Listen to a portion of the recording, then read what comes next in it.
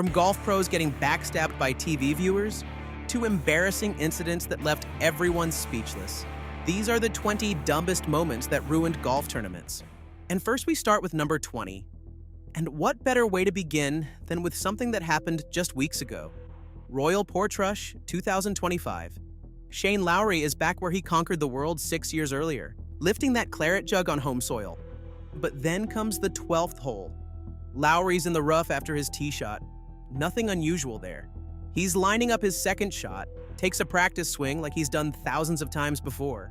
The ball sits there in the thick grass. He addresses it, makes his shot, walks on. It should be that simple, but it wasn't. Because while Shane Lowry had no idea what just happened, someone else did. Actually, thousands of people did. The TV cameras had zoomed in tight on his ball during that practice swing, and what they captured would turn his entire round upside down. It wasn't until 3 holes later that a rules official approached him with the news. There was a possibility the ball moved on the 12th. The R&A determined that Lowry's practice swing had caused his ball to move. Something so subtle that even Lowry himself, staring directly at the ball, never saw it happen. But slow-motion TV footage told a different story. A 2-shot swing that took him from contention to the cut line, all because TV viewers spotted something the player himself never saw. At number 19, this guy just shot a brilliant 65 in the first round of a PGA Tour event. He's walking off the 18th green thinking he is only 1 shot behind the leaders. The cameras are following him, the crowd's buzzing, and he can practically taste victory. That was Paul Azinger's reality at the 1991 Doral Ryder Open, until a phone call from Colorado changed everything. Someone sitting in their living room 2,000 miles away was about to destroy Azinger's weekend. This anonymous viewer had been watching Thursday's USA Network telecast when something caught their eye. On the 18th hole, when Azinger was playing from a water hazard, he'd done something that looked questionable. The viewer called the PGA Tour on Friday morning, while Azinger was in the middle of his brilliant second round. What did they report? Azinger had kicked a piece of coral out of the way while setting up for his shot in the water hazard. Thing is, Azinger had already signed his scorecard without taking the mandatory 2-stroke penalty, and moving any loose impediment in a hazard is a clear violation. So, as soon as Azinger finished his 65th, tournament officials escorted him to a CBS trailer. They reviewed the videotape, and there it was, clear as day. The coral moved when his foot touched it. The penalty? Disqualification for signing an incorrect scorecard. Golf can be brutal. Number 18 takes us to Abu Dhabi in 2011, where Patrick Harrington was having the kind of day every golfer dreams about. A brilliant 7-under 65 in the first round, putting him just 1 shot off the lead. The 3-time major champion was feeling good, confident, ready to make a serious run at another title. But somewhere in some living room, someone was rewinding their TV. It happened on the 7th green. Harrington had a 20-footer, marked his ball, replaced it, and went to remove his coin marker. What he didn't realize was that his finger brushed the ball as he picked up his marker. The contact was so slight that Harrington felt it, looked down, checked his ball's position using the Titleist logo he always used for alignment, and was satisfied it hadn't moved. Playing partner Martin Kamer didn't notice anything either. But high-definition slow-motion replay disagrees. An anonymous viewer spotted the incident and phoned the European Tour. After reviewing the footage about 60 times, they came to a conclusion. The ball had moved forward by 3 dimples, then back about 1.5. Under Rule 20-3A, no penalty if you put it back right. Harrington didn't. That's a 2-stroke penalty he never recorded. That's another DQ for signing the wrong score. Now we're at number 17. Shanghai 2013, the BMW Masters. Simon Dyson is flying high, tied for 2nd place after 2 rounds, sitting pretty at 4 under par, looking at a potential career-defining weekend. Then Saturday morning arrives, and everything falls apart. Tournament officials wake him up with the worst news. He's disqualified. Not for something obvious, but for something TV viewers noticed from Friday's round. On the 8th green, Dyson marked his ball, cleaned it, and as he replaced it, casually tapped down what looked like a spike mark in his line. Harmless? Not under Rule 16-1A. You're not allowed to touch your line of putt. No exceptions. That tap cost him a 2-stroke penalty. But since he'd already signed his card, it meant disqualification.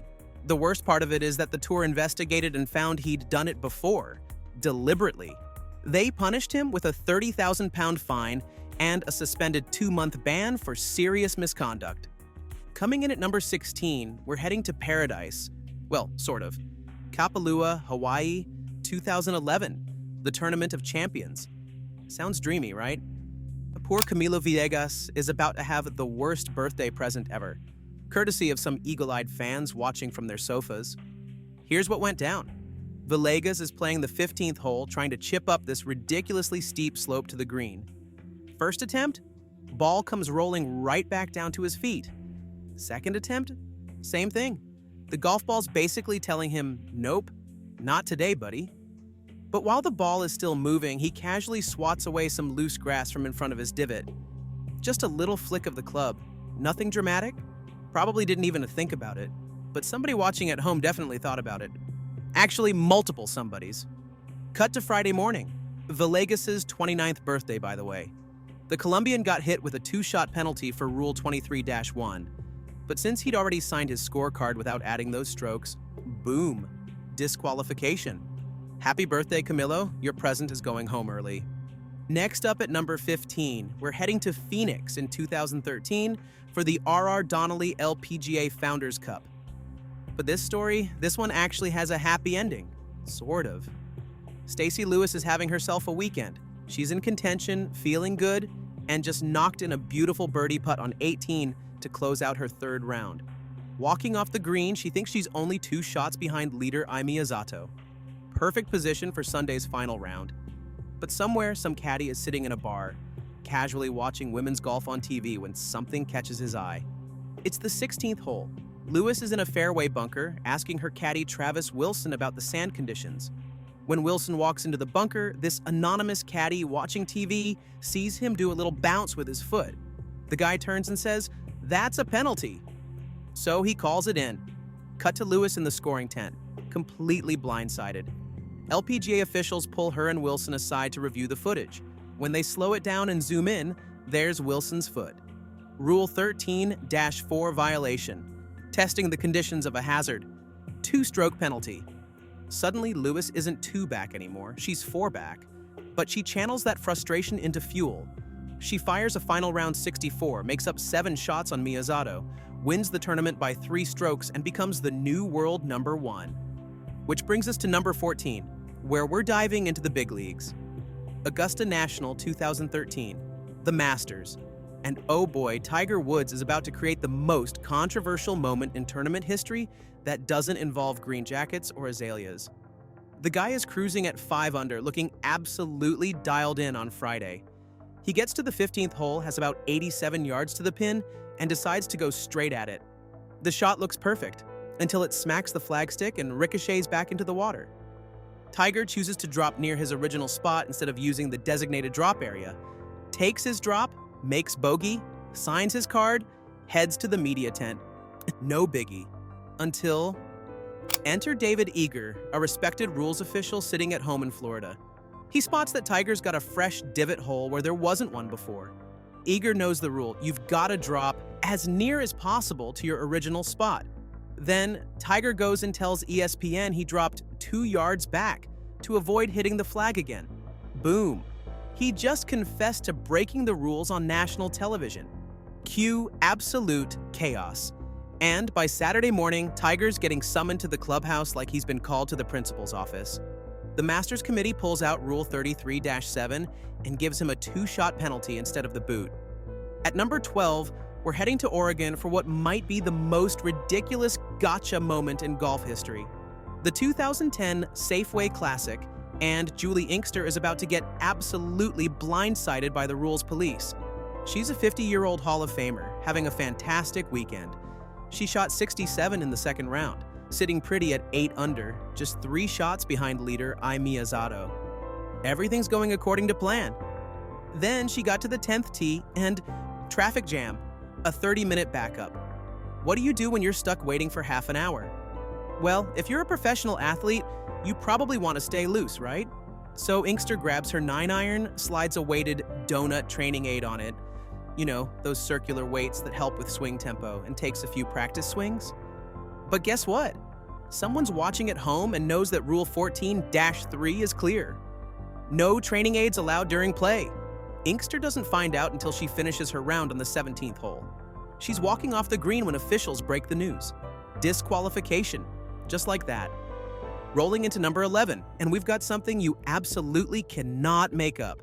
TPC Sawgrass, 2021, the Players' Championship, and Victor Hovland is about to get the most awkward phone call of his professional career.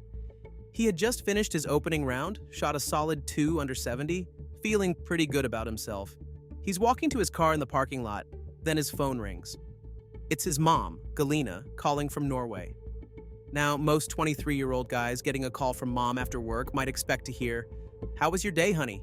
Or, "Did you eat enough?" Not Victor. Mom goes straight for the jugular. "Are you going to get penalized for what happened on the 15th hole?" Hovland's like, "What? What are you talking about?" Turns out Mama Bear had been watching her son on TV from thousands of miles away, and she spotted that, on the 15th green, Hovland had moved his ball marker 1 putter head length to get out of Justin Thomas's putting line. But when he went to replace it, he moved it another putter head in the same direction instead of back to its original spot.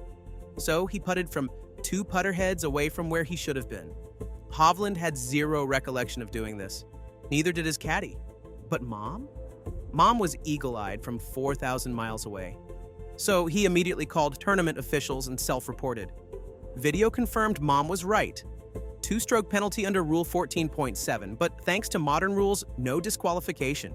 His 70 became a 72, and he missed the cut by exactly 2 shots. Breaking into the top 10, we're diving into one of those "seriously, that's a penalty" moments. Naples, Florida, 2012. The CME Group title holders. Yu Sun-young is having a solid day, just 1 shot off the lead at the 14th tee. She's in the hunt, feeling good. Then her tee shot finds trouble, buried deep under some bushy overgrowth. No problem, she thinks. Tries to muscle it out with a 5-iron, but oops, she knocks it even deeper into the bushes.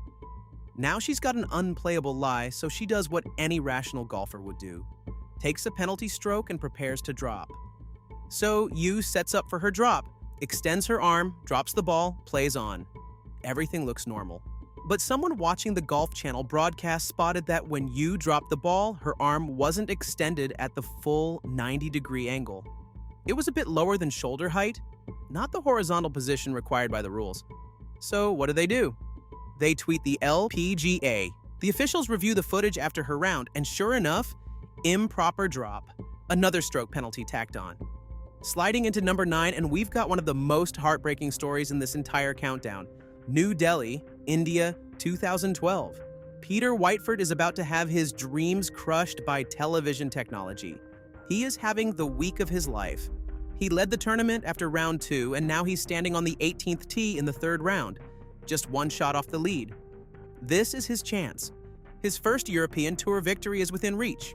He plays his approach shot to the 18th green, and as he addresses the ball, something happens. Or does it? Whiteford looks up at the green, then back down. He steps back, confused, and asks everyone around him, "Did my ball move?" His playing partners look. The officials nearby look.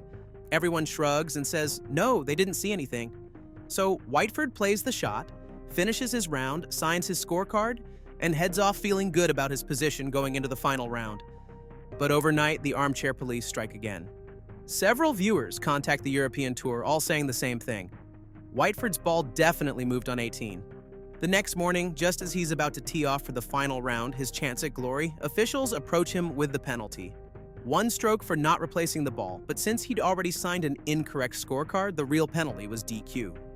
Coming in at number 8, we're diving into what might be the most controversial incident on our entire list. The Indonesian Open, 2005. Here's the situation.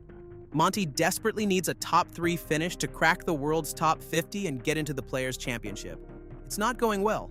2nd round, 14th hole, and his approach shot finds a greenside bunker in the worst possible spot. Montgomery spends several minutes trying to figure out his stance. The ball's right on the edge of a deep bunker, and he's struggling. 1 foot in, 1 foot out, nothing feels comfortable. It's looking like an impossible shot. Then boom. Lightning flashes, the horn sounds, everyone evacuates. Montgomery marches off without marking his ball, leaving it exactly where it lies. Next morning, when play resumes, Monty returns to the 14th hole and whoops, no ball. It's gone missing. So according to the rules, he consults with his playing partners about where to replace it.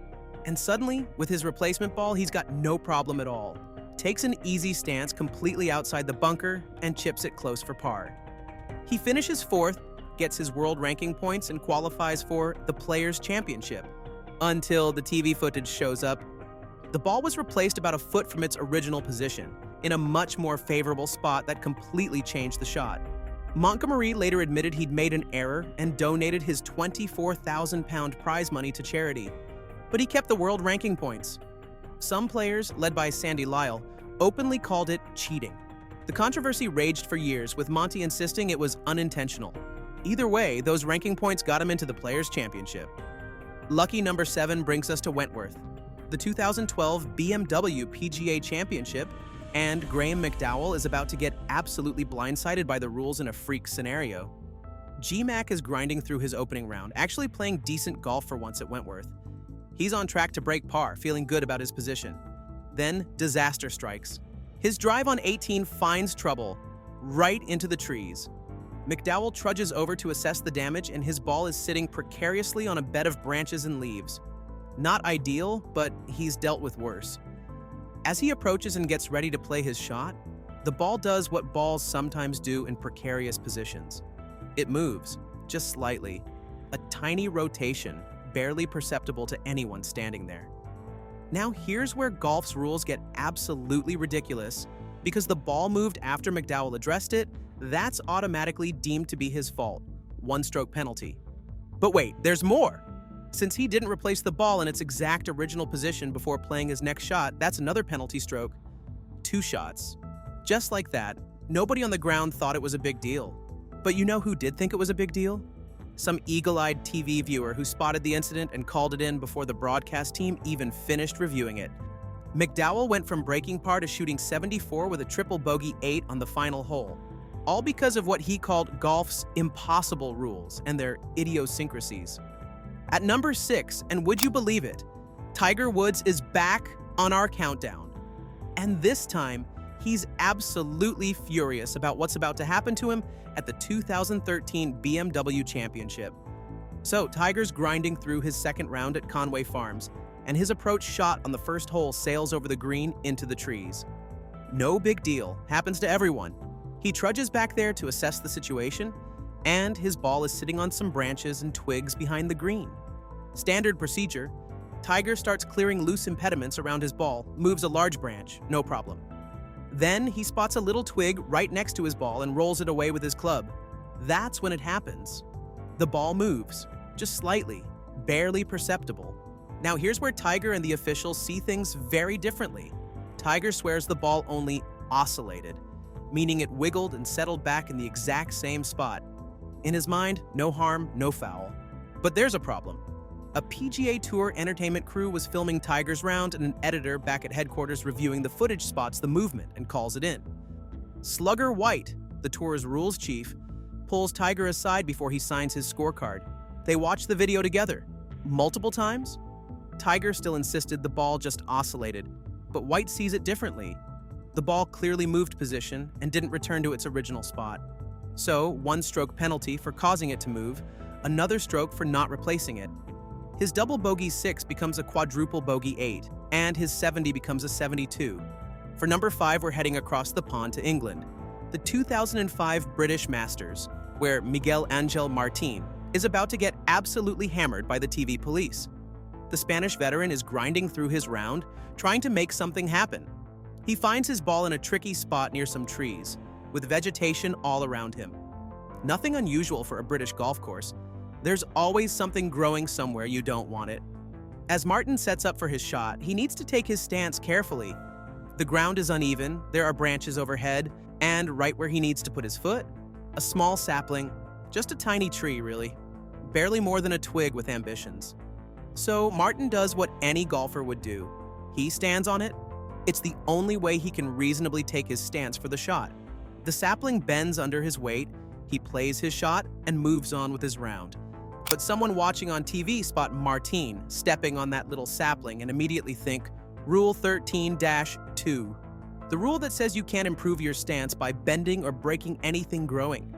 The viewer calls it in and officials review the footage. They are right.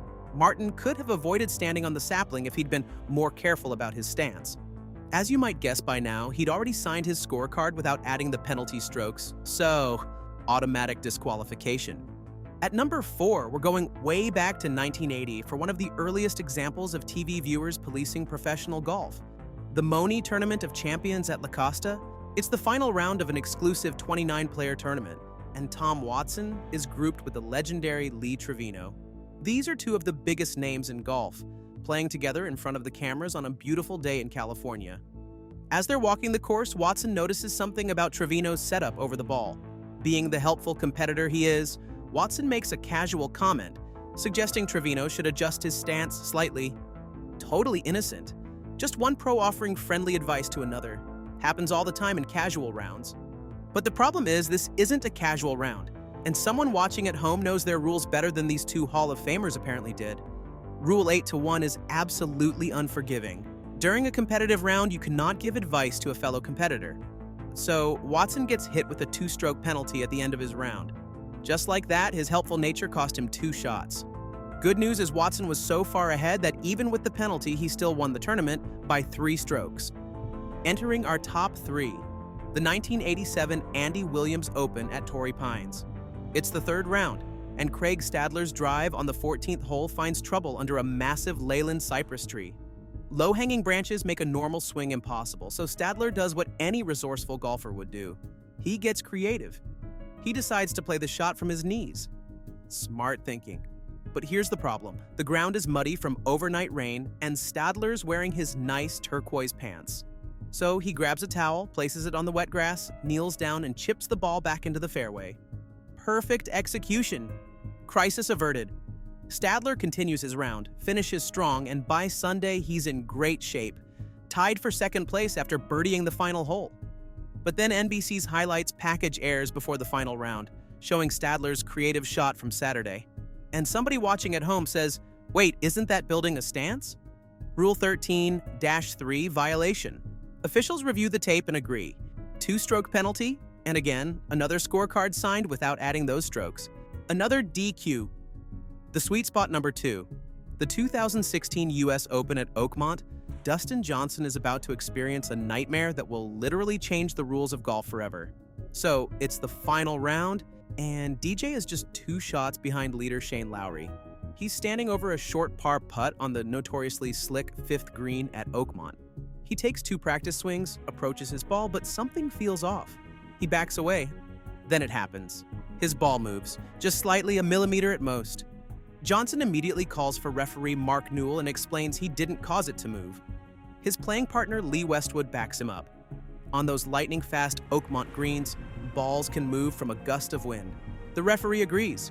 No penalty, play from the new position. Case closed, right? Wrong. 7 holes later, on the 12th tee, USGA officials go after him. After examining video footage, they think he might have caused the ball to move when he grounded his club near it. So DJ has to play the final 7 holes of the US Open, including the pressure-packed closing stretch, not knowing if he'll get a penalty stroke added to his score afterward. After Johnson finished and thankfully won by 3 shots, officials confirmed the penalty, 1 stroke added for causing his ball to move. This incident was so controversial that the USGA and R&A completely rewrote the rules. Starting in 2019, there's no penalty for accidentally moving your ball on the green. They literally created the Dustin Johnson rule because this whole thing was so absurd. Sometimes it takes one ridiculous controversy to fix a broken system. And here we are, our number 1 dumbest rule that ruined a golf tournament. The 2017 ANA Inspiration at Mission Hills. Victim, Lexi Thompson. She is absolutely cruising. She's got a 3-shot lead in the final round of a major championship. At 22 years old, she's 6 holes away from her 2nd major title and looking completely unstoppable. Then she sees Sue Witters, the LPGA's rules official, walking toward her as she heads to the 13th tee. And Lexi has no idea why. During Saturday's 3rd round, Thompson had marked a 1-foot putt on the 17th green and replaced her ball maybe an inch from its original position. Nobody noticed. Not her, not her playing partners, not the officials on site. but someone watching at home noticed. They sent an email to the LPGA during Sunday's final round, pointing out the violation from 24 hours earlier. Officials reviewed the footage and confirmed it. Rule 20-7C violation. 2 strokes for incorrect ball placement, 2 more strokes for signing an incorrect scorecard on Saturday. Thompson goes from leading by 3 to trailing by 1 in the span of a conversation. Just like that, 24 hours after the fact. But instead of collapsing, she gets mad. She birdies the very next hole, sinking a 25-footer to massive roars from the crowd. Then birdies 15 to regain the lead. She forces a playoff with So-Yeon Ryu, nearly eagles the 72nd hole for the outright win, but ultimately loses on the first playoff hole. 1 inch, 24 hours later. From certain victory to playoff heartbreak. That's our number 1 for a reason. Now that you're still here, we have another video for you to watch. Enjoy!